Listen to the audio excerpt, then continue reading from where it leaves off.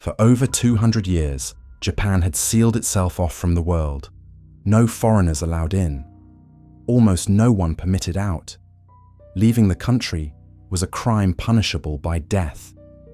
An entire civilization, by the deliberate choice of its rulers, had turned its back on the rest of humanity and lived, for 2 centuries, almost completely alone. And then, on a summer morning in 1853, the fishermen in the bay near the capital looked up and saw something that, to them, should not have been able to exist. Ships made of iron, enormous dark hulls moving steadily forward without any sails, driving against the wind, trailing black smoke up into a clear blue sky.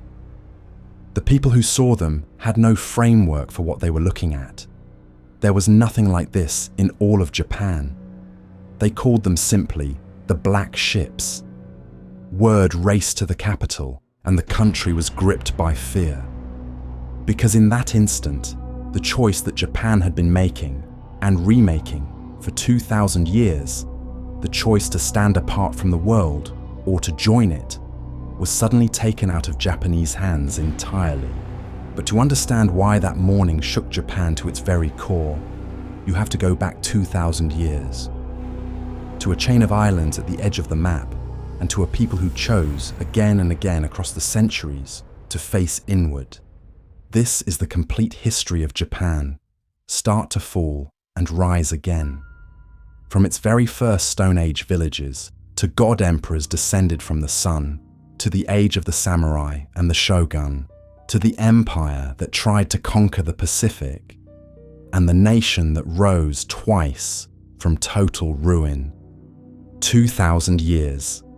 One story. Let's begin at the very start. For thousands of years, the people of these islands live in one of the most stable and enduring cultures the world has ever known. We call them the Jomon. They fish the rich seas, forage the forests, and hunt. And they craft some of the oldest pottery ever discovered anywhere on the face of the earth. Their way of life is so successful, so well suited to the islands, that it lasts, in its essentials, for over 10,000 years. Think about that. A culture enduring, largely unchanged, for a span of time longer than all of recorded history since. And then, a little over 2,000 years ago, everything begins to change, because something new arrives from across the sea. New waves of people cross from the Asian mainland, and they bring with them 2 things that will reshape the islands forever: wet rice farming and metal, both bronze and iron. Rice changes everything. Unlike the food of the foragers, rice can be stored, in huge quantities, for a long time. Stored food means surplus, and surplus means, for the first time, that some people no longer need to farm. They can specialize, they can fight, they can rule. Small villages grow into competing chiefdoms. Chiefdoms fight and merge and grow. And out of that long contest, power slowly begins to concentrate into fewer and fewer hands.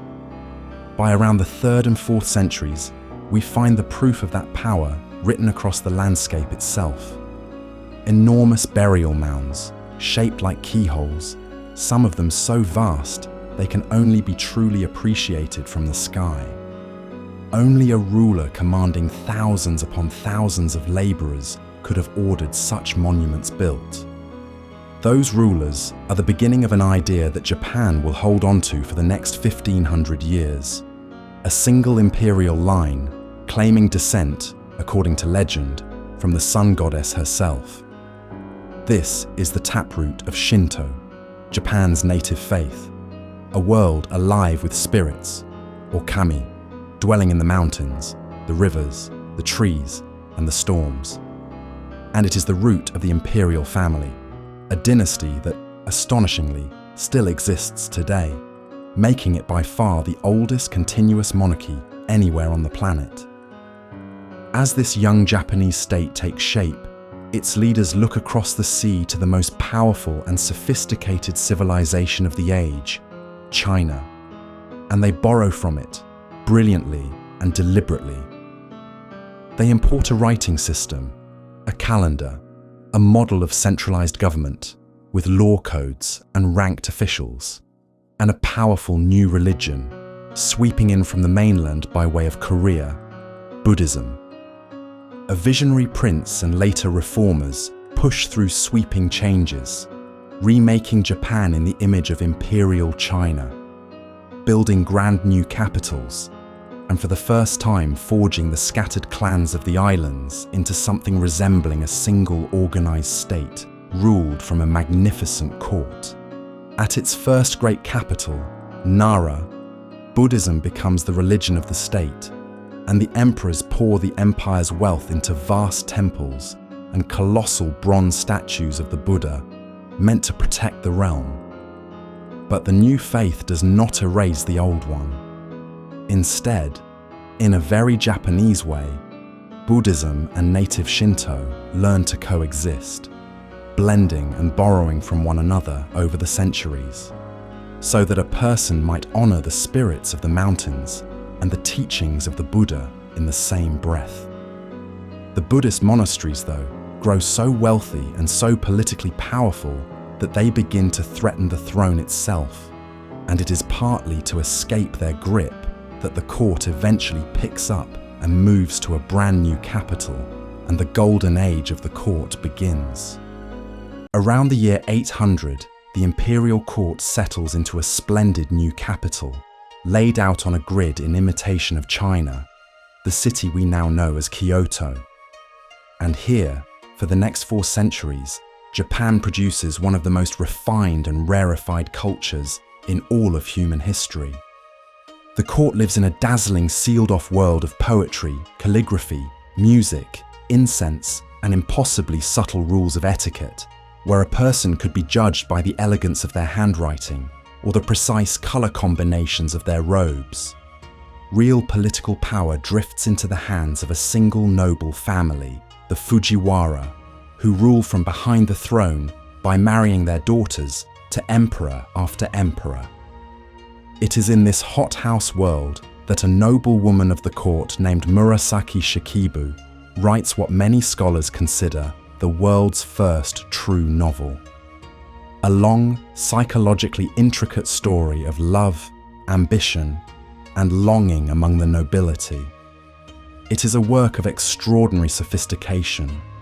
The culture of the Heian court is beautiful, it is brilliant, and it is fatally, dangerously distracted. Because while the nobles in Kyoto perfect the art of the perfectly folded love letter, out in the provinces, far from the capital's glittering ceremonies, real power is quietly, steadily shifting into the hands of a very different kind of man. Far from the refined court, provincial landowning families arm themselves. They train professional warriors, men skilled with the bow, the horse, and the sword, to protect their estates, collect their taxes, and enforce their will where the distant emperor's authority cannot reach. We know these warriors by a single word: the samurai. For a while, the elegant court and the armed provinces coexist in an uneasy balance. But over time, 2 great warrior clans, the Taira and the Minamoto, rise so powerful that the court no longer commands them. It depends on them. And in the late 12th century, these 2 clans go to war with each other for control of all Japan. The Genpei War tears through the country and ends in a desperate final naval battle in which the Taira clan is annihilated, its child emperor, according to legend, carried beneath the waves rather than captured. And the victorious leader of the Minamoto does something that will define Japan for the next 700 years. He does not seize the throne. He leaves the emperor in place, high above, a sacred ceremonial figurehead, while he takes for himself a very different title, and the real power that comes with it. Shogun, supreme military commander, the true ruler of Japan. From this point on, for nearly 7 centuries, Japan will have 2 rulers at once. an emperor who reigns in sacred isolation, and a shogun who actually rules. The first shogun sets up his warrior government in the eastern town of Kamakura, deliberately far from the soft luxuries of the imperial court, and builds it on a hard code of loyalty and service between a lord and his warriors. Land in exchange for military service, protection in exchange for allegiance. It is, in many ways, the birth of the world the samurai will inhabit for the next 7 centuries. A world governed not by the elegant poetry of the court, but by duty, discipline, and the sword. The emperor remains revered and powerless. The warriors rule. And this new warrior government is about to face the single greatest external threat in all of Japanese history. An invasion so vast, launched by the largest empire the world had ever seen, that it should have wiped Japan off the map entirely. Twice, that empire came for these islands. And twice, at the last possible moment, the sky itself seemed to reach down and decide their fate. Watch what happens. Act 3. The Age of the Samurai. In the late 13th century, the Mongol Empire, the largest contiguous land empire in the history of the world, having already conquered China itself, turns its gaze upon Japan. Its ruler, the grandson of Genghis Khan, assembles invasion fleets on a scale never before seen in that part of the world. The samurai who meet the invaders on the beaches are brave beyond question, but they are outnumbered, and their traditions of individual combat are ill-suited to the disciplined, massed tactics and unfamiliar weapons of the Mongol army.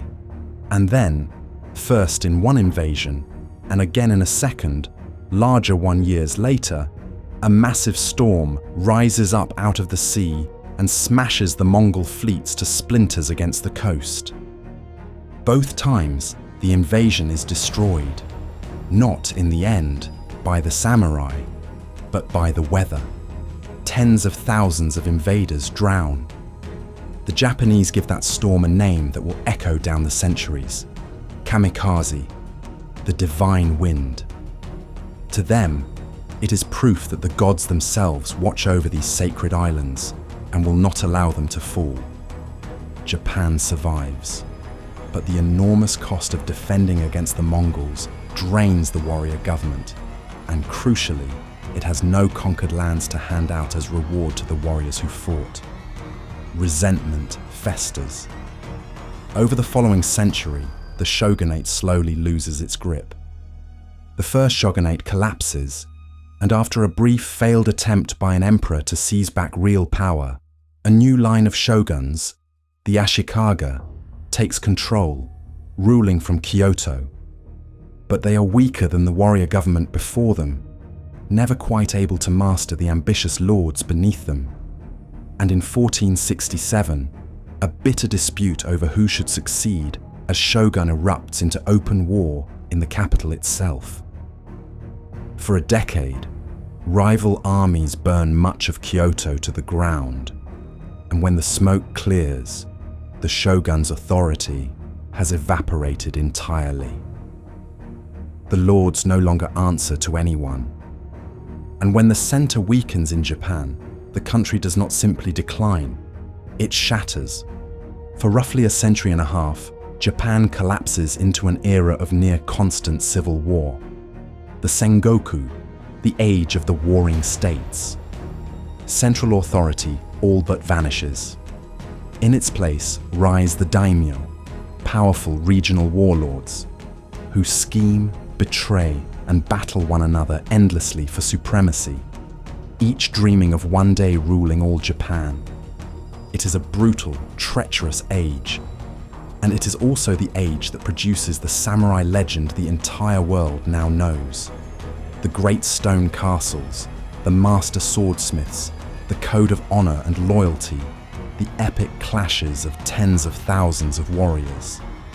And out of that century of chaos, 3 extraordinary warlords rise in succession: each one finishing the work the last had begun, dragging a shattered country back toward unity through sheer ruthlessness, cunning, and will.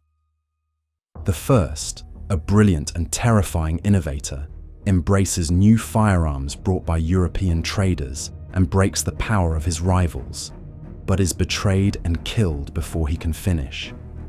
The second, who rose from a peasant background to command armies, completes the reunification of Japan by force. That second unifier, having clawed his way from the very bottom of society to the very top, then does two things that shape Japan for centuries.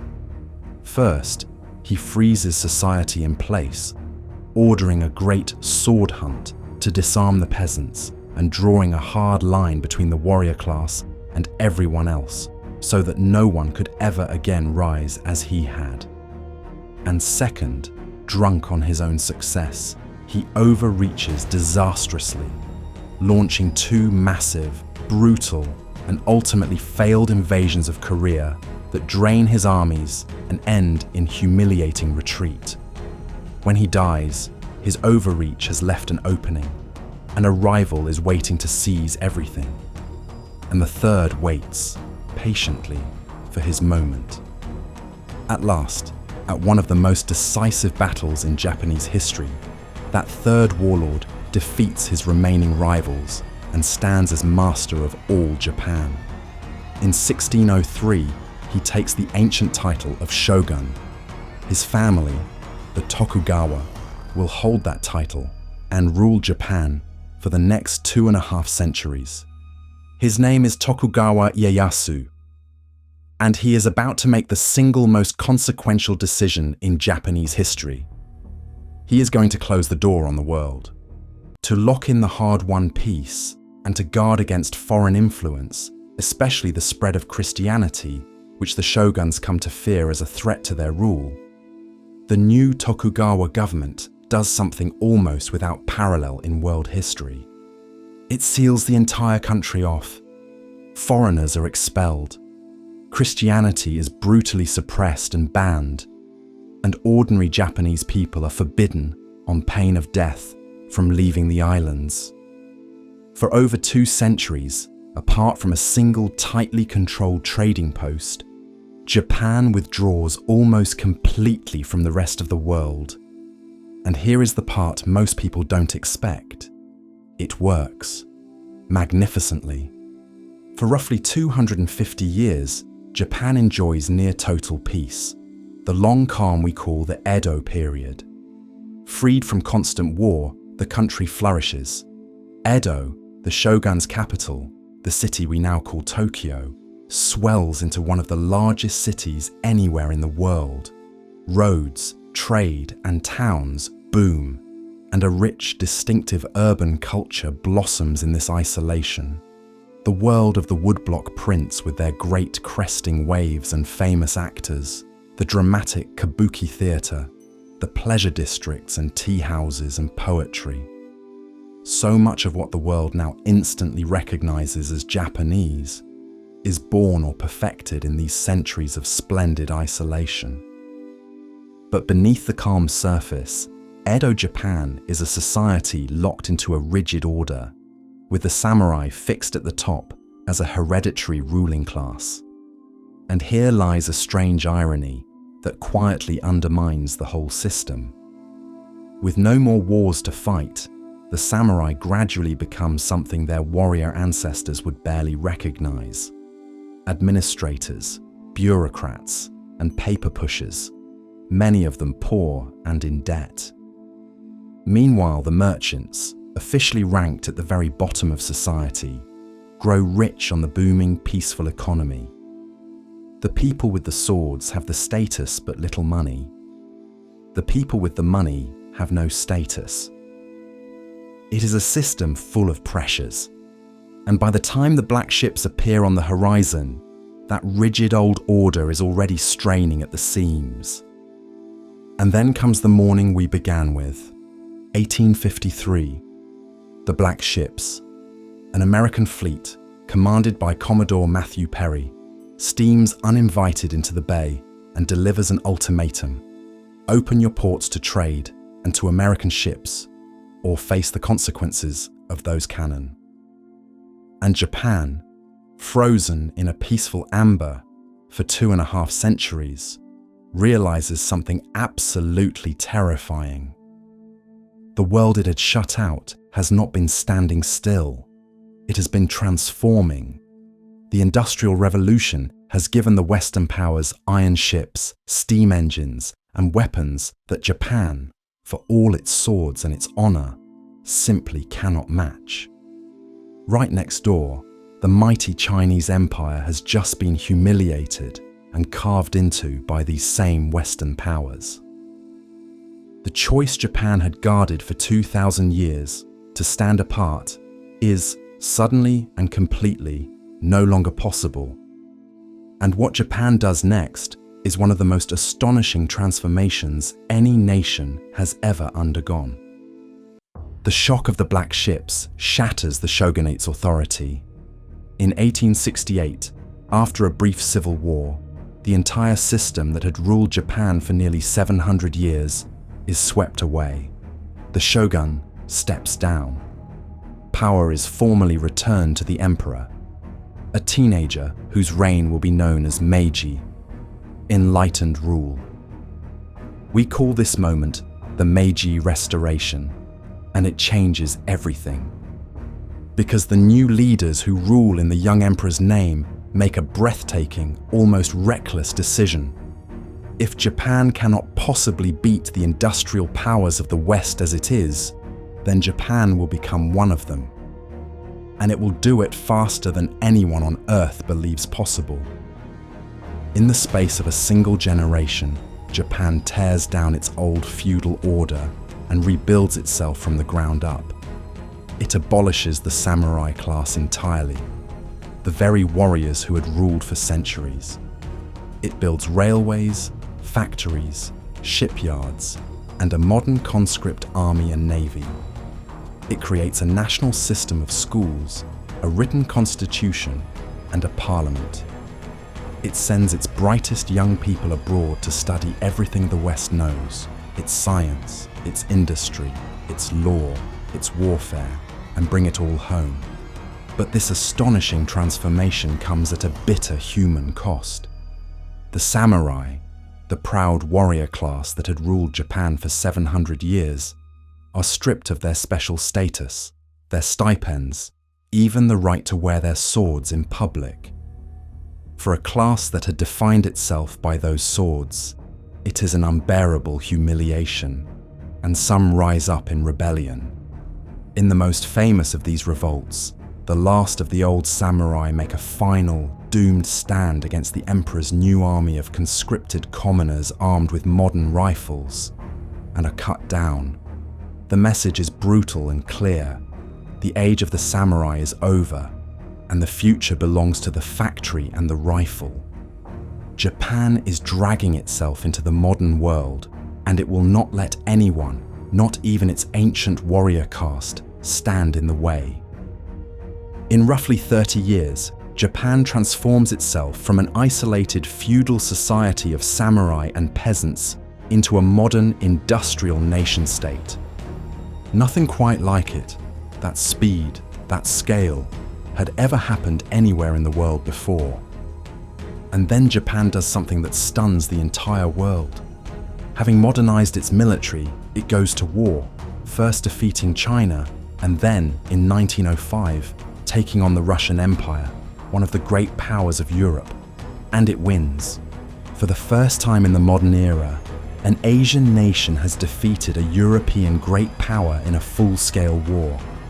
The shockwaves of that victory travel around the globe, electrifying colonized peoples everywhere who see, for the first time, that a European empire can be beaten. But at home, it also feeds a dangerous pride and a growing appetite for conquest. And when a devastating global economic depression strikes in the following decades, throwing millions out of work, Japan's military seizes the moment and gradually, then completely, wrests control of the government away from its politicians. Increasingly, It is generals and admirals, not elected leaders, who steer the nation, and they steer it toward war. Japan has arrived, and having learned the lessons of the age all too well, it wants what the other great powers have: an empire. Over the following decades, that ambition hardens into aggressive expansion across Asia, driven by a hunger for resources, security, and status, and increasingly dominated by its own military. It annexes Korea, invades China, and pushes out across the Pacific, until, in 1941, it makes the fateful gamble of attacking the United States and pulls the full might of America into the Second World War. For a few years, Japan's empire seems unstoppable, and then the tide turns and the cost becomes catastrophic. Its cities are firebombed, its fleets are sunk, and in 1945, 2 of its cities are destroyed by a terrible new weapon the world had never before seen used in war.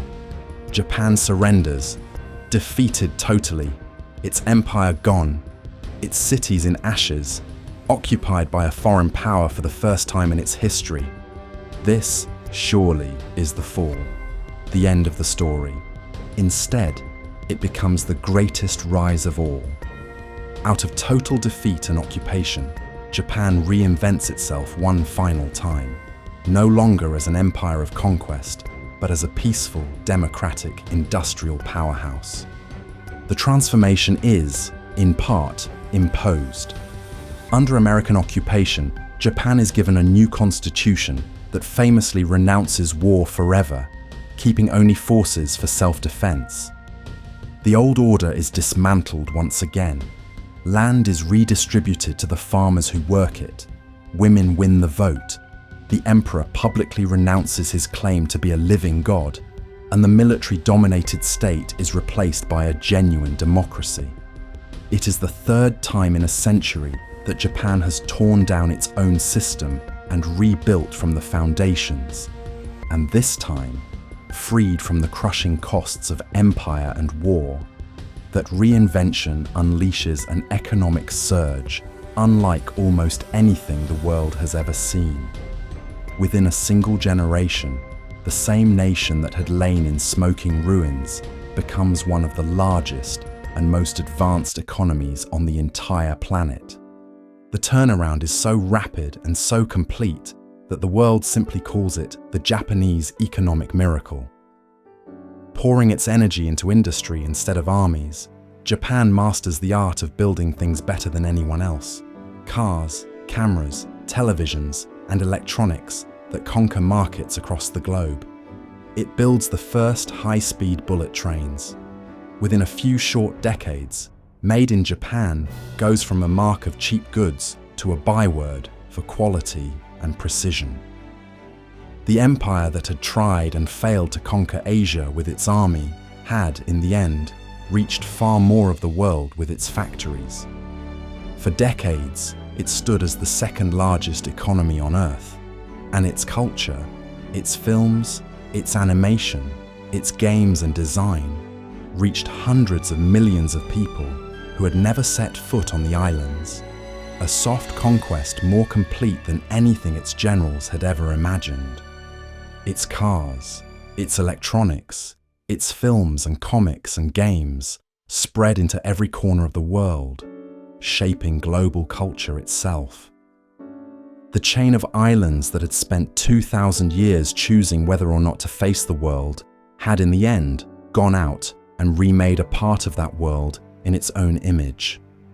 That is the story of Japan, a civilization that, over and over across 2,000 years, was forced to choose between the wider world and itself, and that survived every collapse, every defeat, by doing the one thing that always seemed impossible: reinventing itself completely and at breathtaking speed, without ever quite letting go of who it was. Isolation and openness, the emperor and the shogun, the sword and the factory. Japan is the story of a nation holding 2 opposite things in its hands at once, and again refusing to break. 2,000 years, one video, from the very beginning to the present day. That's what we do here, every single week. One civilization followed all the way through. If you want the whole story, not a fragment, not a highlight reel, then subscribe. The next empire is already waiting. Because next, we sail back 3,000 years to a people who never built a single empire, but instead founded hundreds of tiny, quarreling cities that argued, invented, and colonized their way into shaping the entire Western world.